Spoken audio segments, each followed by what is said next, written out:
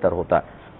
یہ کہتی ہیں کہ ہم نے سنا ہے کہ نبی کریم صلی اللہ علیہ وسلم نے سفر معراج میں نبی کریم صلی اللہ تبارک و تعالیٰ کو اپنے سر کی آنکھوں سے دیکھا 2 مرتبہ، لیکن سیدہ عائشہ صدیقہ رضی اللہ تعالی عنہا کی یہ روایت ہے، جو یہ کہے کہ نبی کریم صلی اللہ علیہ وسلم نے اپنے رب کو اپنی ظاہری آنکھوں سے دیکھا، اس نے آپ کی طرف جھوٹ منسوب کیا۔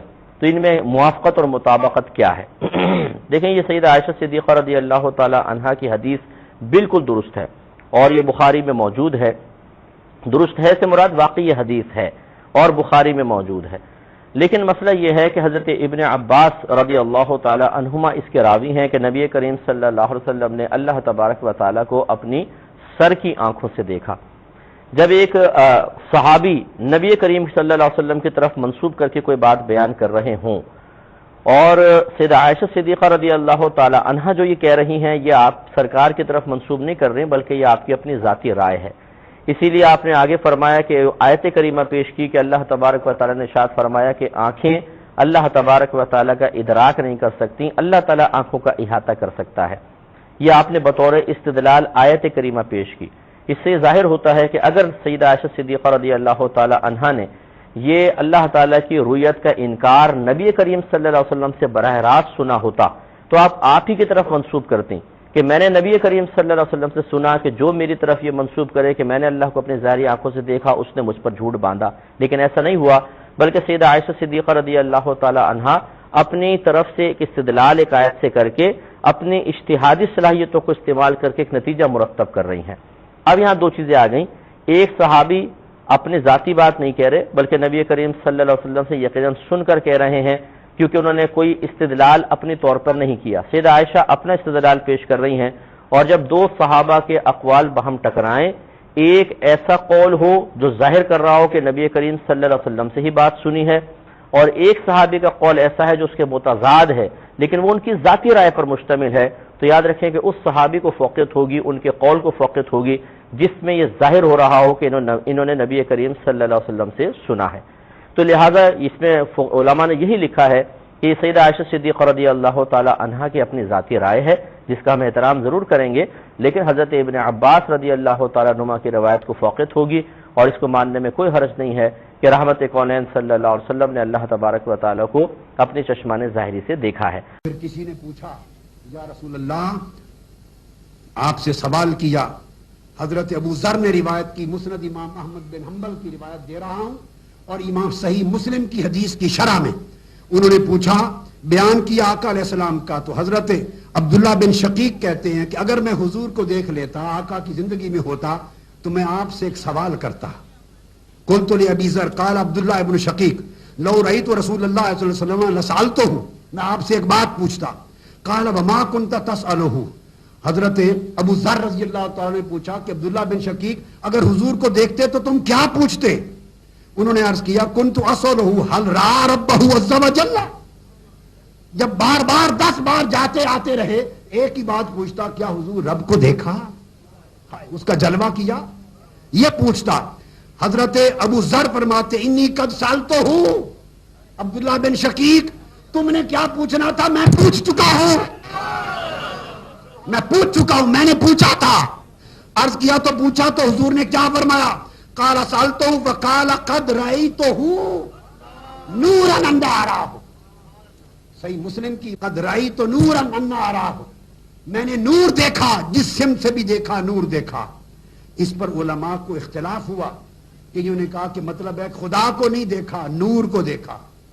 کسی نے کہا حضور فرمانا چاہتے ہیں کہ خدا کو دیکھا اور نور کا جلوہ تھا، مگر امام احمد بن حنبل نے مسند میں حدیث پاک حضور کی زبان سے اس گفتگو کی تصدیق اور تشریح فرما دی۔ اس میں ارشاد ہے، قد رأیتہ نورا انا اراہ، اے ابو ذر میں نے خدا کو دیکھا۔ حضرت عائشہ والی روایت میں حضور سے منسوب نہیں ہے بات، کسی نے نفی حضور سے ثابت نہیں کی، یہاں حضور نے زبان مبارک سے فرمایا میں نے رب کو دیکھا، جب دیکھا وہ نور تھا، جدھر سے دیکھا جلوہ نور تھا۔ اور دوسری حدیث حضرت عفان روایت کرتے ہیں، بالغنی عن ابن ہشام یعنی معاذ انہ روا عن نبی کما قال حماد قال قد رأیتہ، انہوں نے بھی کہا کہ حضور نے فرمایا میں نے اللہ کو دیکھا اور وہ جلوہ نور تھا. یہ رأیتہ کے ساتھ کلمات آئے ہیں. تو یہ آقا علیہ السلام کے صلی اللہ علیہ وسلم. میرا مفتی صاحب سے یہ سوال ہے، کیا معراج کی رات حضور صلی اللہ تعالیٰ علیہ وآلہ وسلم کو اللہ تعالیٰ کا دیدار ہوا ہے یا نہیں ہوا؟ اس کے بارے میں وضاحت فرما دیجئے، جزاک اللہ خیرا. آمین آمین. جی مفتی صاحب کیا فرماتے ہیں؟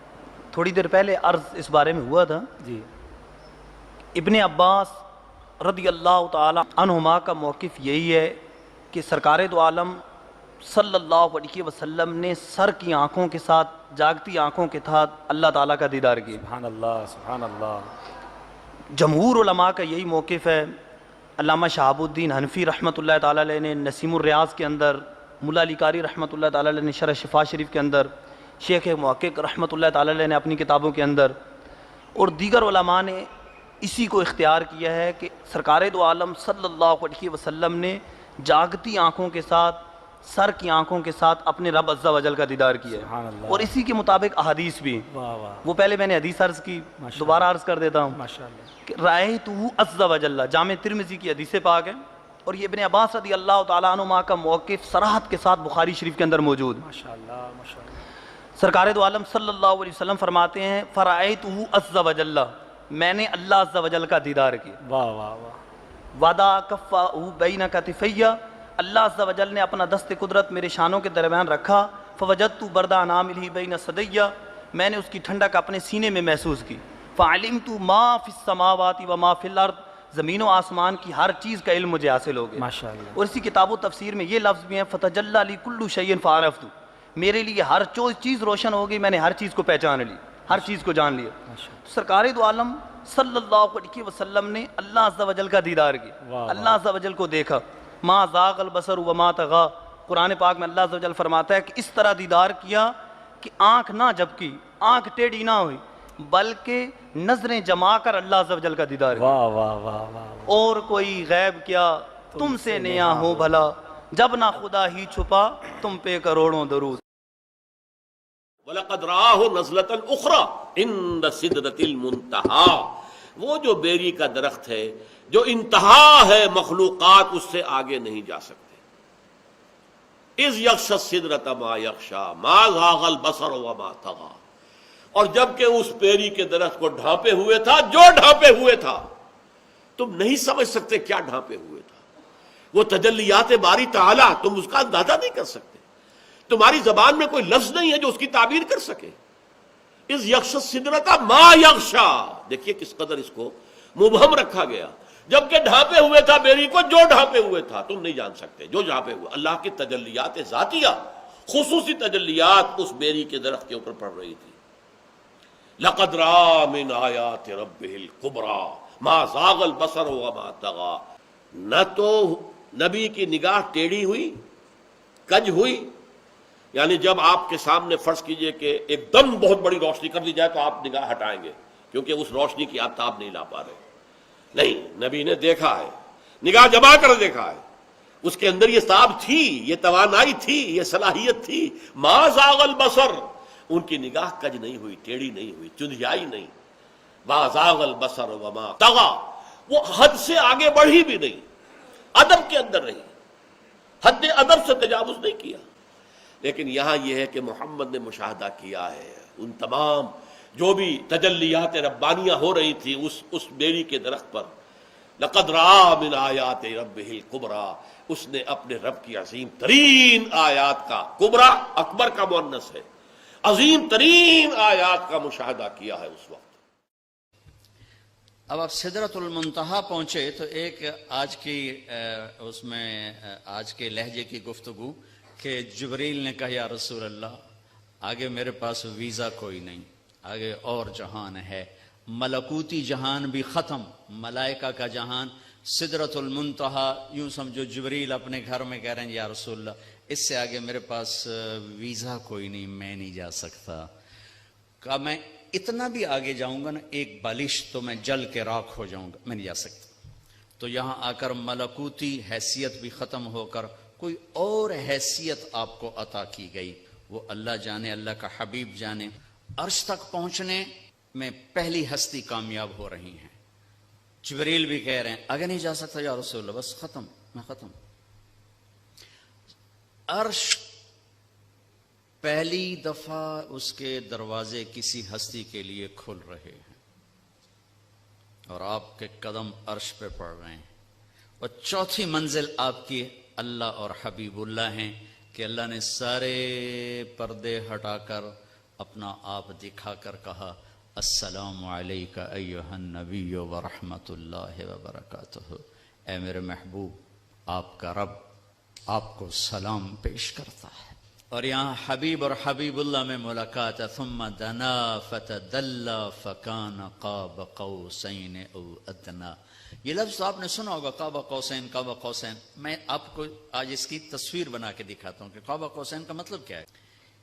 ये कौस, ये कौस, कौस कहते हैं कमान को, ये क़ाब है, ये क़ाब, क़ाब क़ौसैन, दो कमानों की क़ाब, ये और ये क़ाब, और ये कौस, ये कौस। तो इस मिलने को अरबी में कहा जाता है क़ाब क़ौसैन, कि मेरा हबीब मेरे करीब ऐसे हुआ जैसे दो कमानों के किनारे करीब होते हैं। अगली अजीब बात बताऊं, औ अदना, औ अदना, इसकी कैफियत सिर्फ अल्लाह जानता है कि नहीं, मेरे हबीब इससे भी ज्यादा मेरे करीब हो गए। अच्छा, ये भी एक मसला आता है कि क्या रसूलुल्लाह सल्लल्लाहु अलैहि वसल्लम ने मेराज की रात पे नबी अल्लाह ताला की ज़ियारत की है या नहीं की। इसको भी लोग हक और बातिल का मैयार बनाते हैं।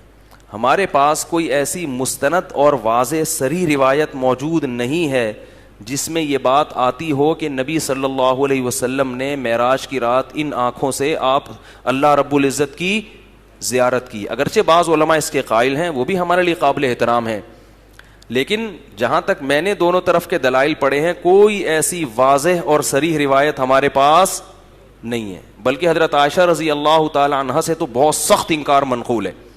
ये मैं इसलिए मसला छेड़ रहा हूँ कि दोनों मसले हैं। कोई अगर ये राय रखता है तो भी ठीक है, वो राय रखता है। अगर कोई कहता है ज़ियारत हुई है तो भी उसका अपना मौक़िफ़ है, कोई शिर्क और कुफ्र का मसला तो नहीं है ना।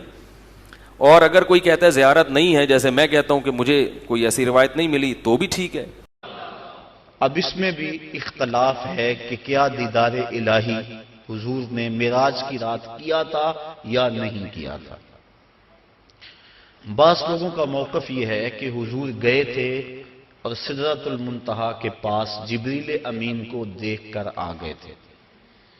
अल्लाह ताला का दीदार नसीब नहीं हुआ। अगर ये बात है तो फिर मिराज मूसा अलैहिस्सलाम और मिराज मुस्तफ़ा में फर्क क्या हुआ कि उन्होंने भी ना देखा और ये भी ना देख सके। और जिब्रील को अगर देखने गए थे, जिब्रील तो 26,000 मरतबा हुजूर की चौखट पे आया था। तो फिर हुजूर अलैहिस्सलाम वहां गए। अल्लाह ताला ने सूरह नजम के अंदर बयान फरमाया कि मा कज़बल फुआदो मा रआ, मा कज़बल फुआदो मा रआ, जो आंख ने देखा दिल ने उसकी तकजीब नहीं की बल्कि तस्दीक कर दी। तस्दीक कौन करता है? एक शख्स अचानक यहां नजर आए और मैं गुमान करूं कि ये फलां शख्स है, तो मैं आपसे पूछूं जनाब ये वही है, तो जिसने उसे देखा होगा, जो उसे पहचानता होगा, वही कहेगा ना जनाब हाँ ये वही है। और जिसने मेरी तरह पहली मर्तबा देखा है वो तस्दीक तो नहीं कर सकता। तस्दीक तो वो करता है जिसने पहले देखा हो। अब अल्लाह कुरान में कहता है मा कज़बल फुआदु मा रआ, जो आंख ने देखा दिल ने उसकी तायीद की। आंख ने दिल से पूछा ये वही है, तो दिल ने कहा हाँ वही है जो दर्द बन के रहता था। तो मालूम हुआ कि कल्बे मुस्तफा पहले देख चुका था, आंख ने आज देखा था।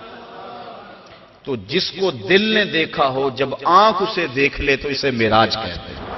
तो बाकी रहा बात दिल के देखने का। इमाम अब्दुल वहाब शोरानी अलैहि रहमा आप फरमाते हैं कि हुजूर अलैहिस्सलाम को 34 मरतबा मिराज हुआ है। 33 मरतबा हुजूर को कल्बी और रूहानी मिराज हुआ है اور ایک مرتبہ سر کی آنکھوں سے اپنے رب کو دیکھا ہے۔ تو دل تو پہلے بھی جلوے پا چکا تھا، دل کو پہلے بھی انوار کی دولت ملی تھی، اور آنکھ نے آج پہلی بار دیکھا تھا۔ تو جو دل میں ہو جب سامنے آ جائے تو اسے معراج کہتے ہیں۔ تو ما کذب الفؤاد ما رأى، آنکھ نے جو دیکھا پھر دل نے اس کی تائید کر دی، تصدیق کر دی، تردید نہیں کی۔ اس پر علماء کی ابحاث ہیں، گفتگو ہے۔ حضرت امام احمد بن حنبل سے کسی نے پوچھا کیا لیلۃ المعراج کو محبوب علیہ السلام نے اپنے رب کو دیکھا؟ آپ نے فرمایا رآہ رآہ رآہ حتی انقطع نفسہ، آپ نے فرمایا ہاں دیکھا، اتنی بار یہ لفظ کہے کہ آپ کی سانس ٹوٹ گئی۔ کہا وہ گئے دیکھنے تھے اور دیکھ کر آئے تھے۔ اور اللہ تعالیٰ جل شانہ نے سورہ نجم کے اندر اس بات کو بڑی تفصیل کے ساتھ بیان فرما دیا کہ ارشاد فرمایا ما کذب الفؤاد ما رأى، جو آنکھ نے دیکھا دل نے اس کی تصدیق کی۔ افتمارونہ علی ما یری، تو کیا تم ان سے ان کے دیکھے ہوئے پر جھگڑتے ہو، تم بحث کرتے ہو ان کے دیکھے ہوئے پہ؟ آگے سنیے ذرا قرآن نے کیا کہا، وَلَقَدْ رَآهُ نَزْلَةً أُخْرَى، اچھا پھر سنو، اس نے ایک بار نہیں 2 بار دیکھا۔ تم ان کے دیکھے پہ جھگڑتے ہو کہ دیکھا کہ نہیں دیکھا؟ افتمارونہ، کیا تم ان سے بحث کرتے ہو؟ الا، اس بات پر، ما یرا، انہوں نے جو دیکھا۔ کہا وَلَقَدْ رَآهُ نَزْلَةً أُخْرَى، تو انہوں نے 2 مرتبہ دیکھا۔ اللہ اکبر۔ اور پھر آگے چل کے ارشاد فرمایا ما زاغ البصر وما طغى، اور ایسا دیکھا کہ آنکھ بھی نہیں جھپکی، آنکھ بھی نہیں جھپکی، نہ آنکھ جھپکی نہ حد سے بڑی۔ جب بندہ سورج کو دیکھتا ہے تو نظر چندھیا جاتی ہے اور دیکھ نہیں پاتا۔ حضرت موسیٰ علیہ السلام جلال خداوندی کی تاب نہ لا سکے، خرّ موسیٰ صاعقہ، قرآن نے کہا، زمین پہ بے ہوشی ہوئی اور تشریف لے آئے، اور جب سر اٹھایا اٹھے انی تبت الیک کے نغمے گانے لگے۔ لیکن یہاں کیا ہے، آنکھ بھی نہیں جھپکی، اور آنکھ میں طغیانی اور سرکشی بھی نہیں آئی۔ یہ کون کہہ رہا ہے؟ مالک کہہ رہا ہے کہ ایسا دیکھا کہ آنکھ بھی نہیں جھپکتا، نہ حد سے بڑھتی ہے آنکھ اور نہ آنکھ چندھیاتی ہے۔ دنیا پہ ضابطہ یہ ہے کہ جب کسی منظر کو کوئی ناظر دیکھے تو ناظر منظر کی تعریف کرتا ہے، لیکن پہلی مرتبہ ایسا ہوا جب نگاہ مصطفیٰ نے جمال خدا کو دیکھا تو منظر پکار اٹھا، ما زاغ البصر وما طغى، واہ واہ کیسی آنکھ ہے، نہ بھٹکتی ہے نہ بہکتی ہے۔ اللہ اکبر۔ تو منظر نے پہلی مرتبہ نظر کی تعریف فرمائی۔ تو ایسا دیکھا کہ ایسا کسی نے نہیں دیکھا ہوگا جیسا مصطفیٰ نے دیکھا۔ اصل میں چیز یہ ہے کہ جب میں نے اس کے اوپر غور و تفکر کیا تو ایک ٹروتھ ریویل ہوا کہ یہ جتنی بھی چیزیں ہیں نا، یہ تمام صحابہ کے ہی ایکسپرٹ اوپینین ہے۔ کوئی بھی چیز انہوں نے نبی صلی اللہ علیہ وسلم کے ریفرنس سے بیان نہیں کی ہے۔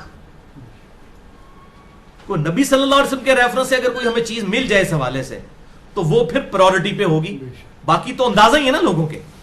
اچھا، اور یہی صحابہ کرام کے ساتھ ہوتا تھا، جب کوئی صحیح حدیث پیش کی جاتی تھی وہ رجوع کر لیتے۔ مسئلہ نمبر میرا 31 اجماع والا دیکھ لیں، اس میں نے اس طرح کی مثالیں دی ہیں۔ تو یہ ابن عباس کا قول ہے، وہ بھی موقوفاً ہے، آپ صلی اللہ علیہ وسلم کے ریفرنس سے نہیں ہے۔ ابن مسعود کا قول موقوفاً ہے، انس ابن مالک کا قول موقوفاً ہے، یہ مرفوع کوئی بھی نہیں ہے، نبی صلی اللہ علیہ وسلم کے ریفرنس سے نہیں، بلکہ ان کے ایکسپرٹ اوپینین اور فتاوا ہیں، سوائے 2 چیزوں کے۔ ایک خواب میں دیدار الہی والا معاملہ، وہ نبی صلی اللہ علیہ وسلم تک مرفوع جاتا ہے، جامع ترمذی 3235، اور دوسرا صحیح مسلم میں جو 444 نمبر حدیث، 45 اور 46 نمبر کے حجاب میں اللہ تعالیٰ کی زیارت ہوئی، وہ زیارت والا معاملہ ہے اور وہ حجاب کے اندر ہے۔ یہ فکانہ قاب قوسین او ادنی والا معاملہ نہیں ہے۔ الحمدللہ اس حوالے سے ایک مرفوع حدیث بھی مل گئی ہے ہمیں الحمدللہ، اور وہ بخاری اور مسلم میں موجود ہے۔ امام بخاری اس کے 6 طریق لے کر آئے ہیں، 6 طرق، اور امام مسلم 4 طرق، اور یہ ہے موسٹ سینسٹیو حدیث جو میں بیان کرتے ہوئے ڈال رہا ہوں۔ اس کو ماننے کے لیے مسلمان تیار نہیں ہوں گے، کیونکہ ان کے بزرگوں نے، ان کے بابوں نے، ان کے مولویوں نے ان کو جو پٹیاں پڑھائی ہوئی ہیں، جو دیو مالائی قصہ کہانیاں بتائے ہیں، ان کو یہ حدیثیں کیسے بخاری اور مسلم کی ہضم ہوں گی۔ یہ اب سن لیجئے، یہ حدیث یہ ہے آپ صلی اللہ علیہ وسلم کی اپنی حدیث شب معراج کے بارے میں. باقی سب صحابہ کے اوپینین تھے. یہ آپ صلی اللہ علیہ وسلم نے خود کھول کر بیان کیا. 6 طرق صحیح بخاری میں انٹرنیشنل نمبر کے مطابق 4855, 3234, 3235, 4612, 7380, 7531. اور صحیح مسلم میں 4 طرق ہیں 439 سے لے کر 442 تک. یہ حدیث میں ورڈ بائی ورڈ پڑھوں گا, لفظ بائی لفظ. اس کے بعد بھائیو فیصلہ آپ کے ہاتھ میں ہے کہ نبی صلی اللہ علیہ وسلم کی بات ماننی ہے یا کسی اور کی. کوئی بڑے سے بڑا انسان بھی ہو اسے غلطی لگ سکتی ہے. نبی صلی اللہ علیہ وسلم ما ضل صاحبکم وما غوا, تمہارے نبی نہ کبھی بہکے ہیں نہ کبھی بہرا چلے ہیں. تو بخاری اور مسلم میں یہ دونوں میں حدیث موجود ہے. اور اس میں اسپیسیفکلی میں وہ طریق پڑھنے لگا ہوں جو بخاری میں 4855, مسلم میں 439, 440, 441 اور 442 ہے. یہ ورڈ بائی ورڈ بڑی رکت انگیز حدیث ہے. مسروق تابی کا بیان ہے کہ میں حجرے عائشہ رضی اللہ تعالیٰ عنہا کے ساتھ باہر ٹیک لگا کر بیٹھا ہوا تھا, تو میں نے اما عائشہ سے پوچھا کیا محمد صلی اللہ علیہ وسلم نے اپنے رب کو دیکھا ہے؟ اب یہ حضرت عائشہ جو ہیں وہ بڑے بڑے صحابہ کی استاد تھی, تو یہ تابعی ہیں. وہ کہتے ہیں میں باہر حجرے کے باہر تکیے سے ٹیک لگائے ہوئے بیٹھا ہوا تھا, اور میں نے کہا اما جی یہ مسئلہ تو حل کریں کہ کیا محمد صلی اللہ علیہ وسلم نے اپنے رب کو دیکھا ہے؟ تو سیدہ عائشہ رضی اللہ تعالیٰ عنہ نے کہا سبحان اللہ, اے مسروق, اے ابو عائشہ, یہ کنیت تھی مسروق کی, ان کی بیٹی کا نام بھی عائشہ تھا. اے ابو عائشہ تیری بات سن کر تو میرے رونگٹے کھڑے ہو گئے ہیں. یہ تو اتنی بڑی بات پوچھ رہا ہے, اب رونگٹے کیوں کھڑے ہوئے؟ وہ امیجن نہیں کر سکتی تھی کسی مسلمان کا یہ عقیدہ بھی ہو سکتا ہے کہ اللہ تعالیٰ کو کوئی دیکھ سکتا ہے. میرے رونگٹے کھڑے ہو گئے, یعنی اتنا بڑا دعویٰ تو نے کیا. حالانکہ اس بیچارے نے دعویٰ نہیں صرف سوال کیا تھا. مسروق نے عرض کی اماں سورۃ النجم کی آیت نمبر 8 سے 10 تک نہیں ہے کیا؟ سورۃ النجم میں یہ آیت نہیں ہے 8 تا 10؟ ثم دنا فتدلى فكان قاب قوسين او ادنى فاوحى الى عبده ما اوحى, کہ پھر آپ صلی اللہ علیہ وسلم بلند ہوئے اور پھر اللہ تبارک و تعالیٰ ان کے, یعنی کہنے کا مقصد یہ تھا کہ اللہ تعالیٰ اور نبی صلی اللہ علیہ وسلم اتنا قریب ہوئے کہ 2 کمان یا اس کے درمیانی فاصلہ اس سے بھی کم رہ گیا, اور اپنے بندے کی طرف وحی کی جو اللہ نے کرنی تھی. تو اس کا کیا مطلب ہوا؟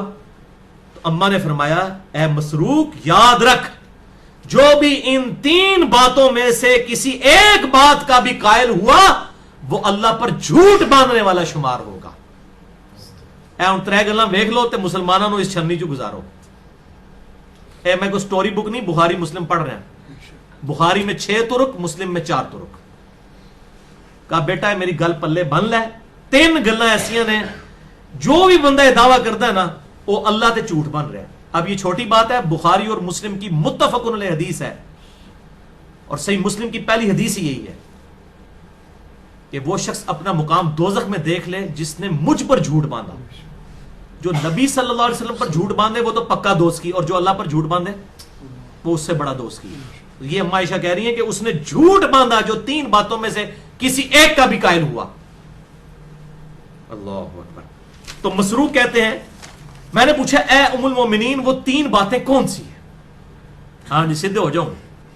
انہوں نے کہا پہلی بات یہ ہے, پہلا عقیدہ یہ ہے کہ جس نے یہ خیال کیا کہ محمد صلی اللہ علیہ وسلم نے اپنے رب کو دیکھا ہے تو اس نے اللہ پر بہت بڑا جھوٹ باندھا. آگے پھر اما عائشہ پھر دلیل بھی دیں گی, یہ صرف دعویٰ نہیں ہے. مسروق کہتے ہیں میں تکیے پہ ٹیک لگا کے بیٹھا تھا, میں ایک دم اٹھ کے بیٹھ گیا کہ ایک ایک حل کر چھڑی اماں نے. میں نے عرض کیا اے ام المومنین مجھے بات کرنے دیں, آپ جلدی نہ کریں, جذباتی نہ ہو, میری بات تو سنیں. قرآن میں کیا یہ نہیں آیا وَلَقَدْ رَآهُ نَزْلَةً أُخْرَى, اور بے شک اس نے جو ہے 2 بار دیکھا تھا اسے. انہوں نے کہا کہ نبی صلی اللہ علیہ وسلم نے تو اللہ تعالیٰ کو 2 بار دیکھا ہے. حضرت عائشہ رضی اللہ تعالیٰ عنہ نے فرمایا اس امت میں سب سے پہلے میں ہوں جس نے ان آیات کے بارے میں خود رسول اللہ سے پوچھا تھا صلی اللہ علیہ وسلم.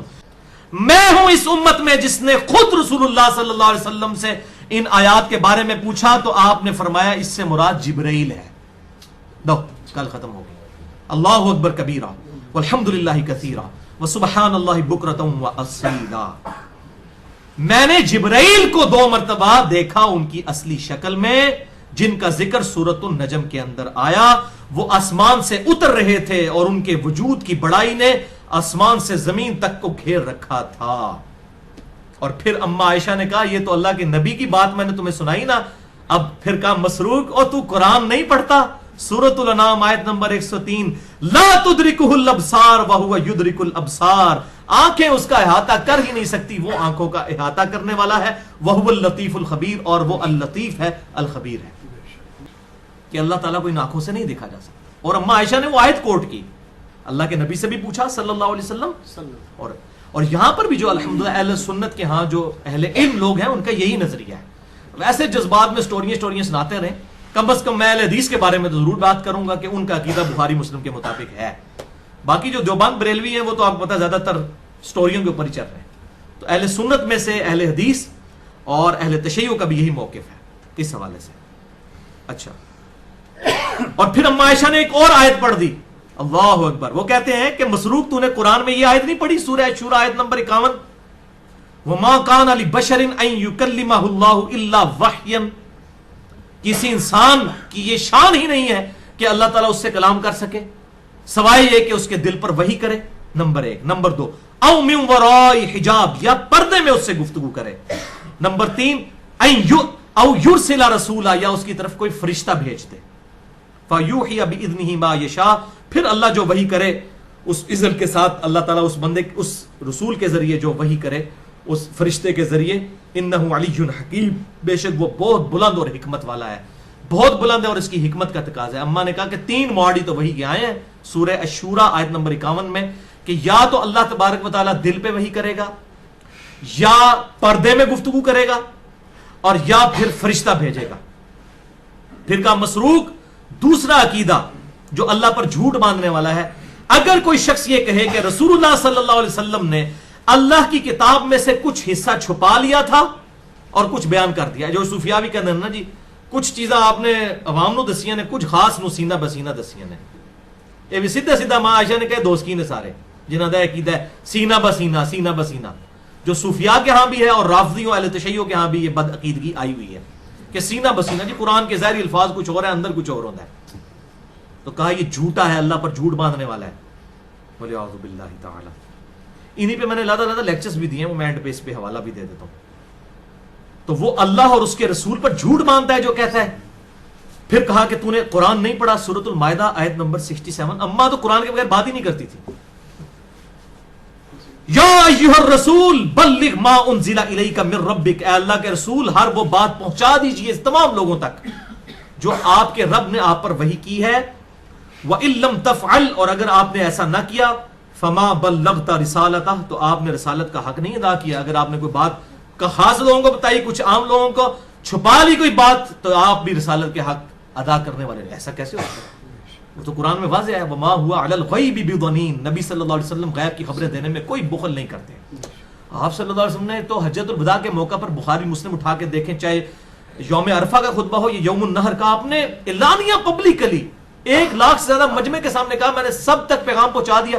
کسی نے کہا یا رسول اللہ میری منو ایڑی خاص گلاں تسی دسیاں نے جیڑی سینہ بسینہ ٹرنیاں نے بعد وچ تصوف وچ اور رافضیت وچ، او میں دس دے پبلک نو، اجازت ہے؟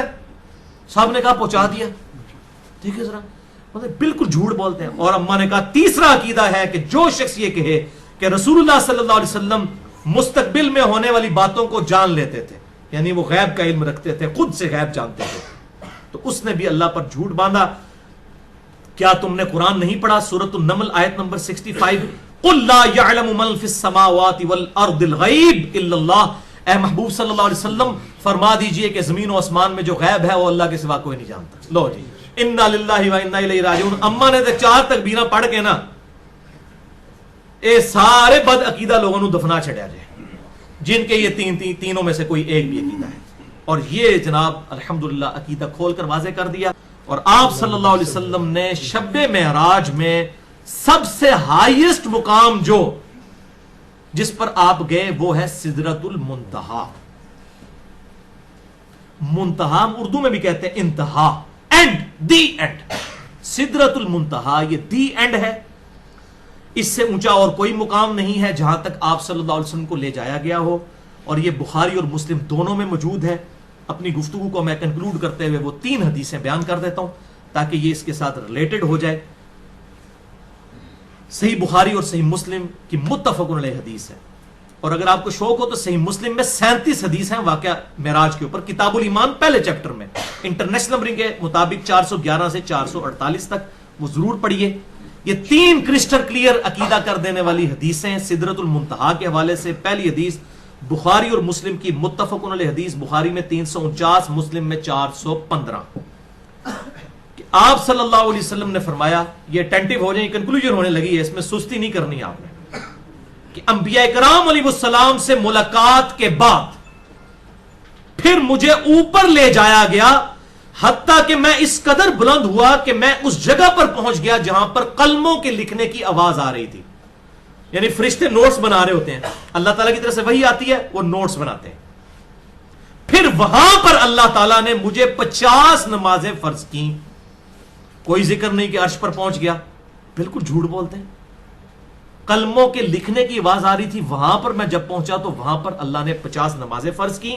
پھر میں واپس لوٹا اور موسیٰ علیہ السلام سے ملاقات ہوئی جو ہم نے 126b میں سن لی. پھر بار بار آتے جاتے رہے حتیٰ کہ وہ 5 نمازیں رہ گئی.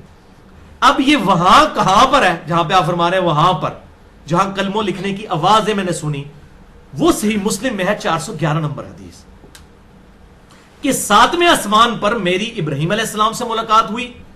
وہ بیت المعمور سے ٹیک لگائے بیٹھے تھے, اور بیت المعمور کے بارے میں اسی حدیث میں آتا ہے کہ 70,000 فرشتے روزانہ اس کا طواف کرتے ہیں. یہ خانہ کعبہ کے ایگزیکٹ اوپر ہے 7ویں آسمان پہ, اور جو فرشتہ ایک بار آتا ہے اس کی دوبارہ قیامت تک باری نہیں آئے گی. یہ صحیح بخاری میں موجود ہے اور صحیح مسلم میں بھی موجود ہے. تو صحیح مسلم 411 نمبر حدیث میں یہ آتا ہے کہ پھر مجھے سدرۃ المنتہا تک, دی اینڈ تک لے جایا گیا. اس سدرۃ المنتہا وہ ایک بیری کا درخت ہے جس کے ہاتھی کے کانوں کے مانند پتے ہیں اور پھل مٹکوں کی مانند ہے. جب اللہ کے حکم نے اس بیری کے درخت یعنی سدرۃ المنتہا کو ڈھانپ لیا تو اس درخت کی حالت بدل گئی, اور کوئی بھی مخلوق میں سے اس درخت کی تعریف نہیں بیان کر سکتا. وَأَوْحَا إِلَيَّ مَا أَوْحَا, پھر اس درخت کے موقع پر سدرۃ المنتہا پر اللہ تعالیٰ نے میری طرف وحی کی جو اس نے وحی کرنی تھی, اور مجھ پر 50 نمازیں فرض کی. پھر میں واپس موسیٰ علیہ السلام تک آیا, پھر وہ سلسلہ شروع ہو گیا. سدرۃ المنتہا کلیئر کٹ ہے. ہم ہی کہتے ہیں جناب وہ جی جبرائیل علیہ السلام کہتے ہیں میرے پر سڑ جان گے, میں نے بھی کہہ دیا تھا میرا رجوع ریکارڈ ہو چکا ہے. کوئی بھائی, اور پھر اس سے آگے بھی جوڑ دیا کہ ابو بکر صدیق کہتے ہیں جبرائیل رہے تو ہی سیں کہ تو پیچھے رہ گیا, میں ہوتا تو میں نال جاندہ پاوے سڑ جاندہ. یعنی جبرائیل اگر میں ہوتا نبی صلی اللہ علیہ وسلم کے ساتھ تو میں آگے بھی چل رہا. خدا کے لیے سب جھوٹ دیو مالائی کس سے کہانیاں بنائے ہوئے ہیں, ولیعوذ باللہ تعالیٰ. بالکل واضح موجود ہے کہاں پہ ملاقات ہوئی. وہ بار بار لوگ کہتے ہیں جی ملاقات نہیں ہوئی, 50 نمازیں تسی کہتے ہو جناب زیارت نہیں ہوئی ہے. بات یہ حجاب میں ملاقات ہوئی ہے, صحیح مسلم آپ نے سن لیا. ملاقات کا کون انکاری ہے؟ مسئلہ ہے آنکھوں سے دیکھنے کا جو جھوٹ مشہور کیا ہوا ہے, اور سدرۃ المنتہا سے بھی آگے چلے گا, وہ یہ ہے ہی دی اینڈ ہے. تو آپ صلی اللہ علیہ وسلم نے فرمایا کہ وہاں پر مجھ پر 5 نمازیں, اور اگلی حدیث سنیں گے تو بالکل کلیئر کٹ ہو جائے گی. صحیح مسلم 431 نمبر. ابن مسعود رضی اللہ تعالیٰ عنہ کہتے ہیں جب آپ صلی اللہ علیہ وسلم کو معراج کروائی گئی تو اس کی انتہا سدرۃ المنتہا پر ہوئی. زمین سے اوپر جانے والی ہر شے کی آخری حد یہی ہے. یہیں پر اللہ تعالیٰ کی طرف سے سارے احکامات لیے جاتے ہیں جو اوپر سے نازل ہوتے ہیں. وہ جو کلمے لکھنے کی آوازیں سنی ہے نا, وہ فرشتے نوٹس بناتے ہیں. اور سورہ سبا میں بھی ذکر ہے کہ ایسی پھر دہشت طاری ہوتی ہے کہ فرشتے جو ہے نا وہ کانپتے ہیں, اور بعد میں جب وہ سارا معاملہ ٹل جاتا ہے پھر ایک دوسرے سے پوچھتے ہیں کہ اللہ تعالیٰ نے کیا فرمایا تھا. ایسا روب طاری ہوتا ہے. اللہ اکبر. تو یہی سدرۃ المنتہا ہے جس پر اوپر سے احکام نازل ہوتے ہیں, اور یہی پر تمام حکم آ کر رکتے ہیں. اور اسی کے بارے میں سورۃ النجم کی آیت نمبر 16 ہے, یکش سدرۃ ما یکشا, جبکہ سدرہ کو ڈھانپ لیا جس نے ڈھانپنا تھا.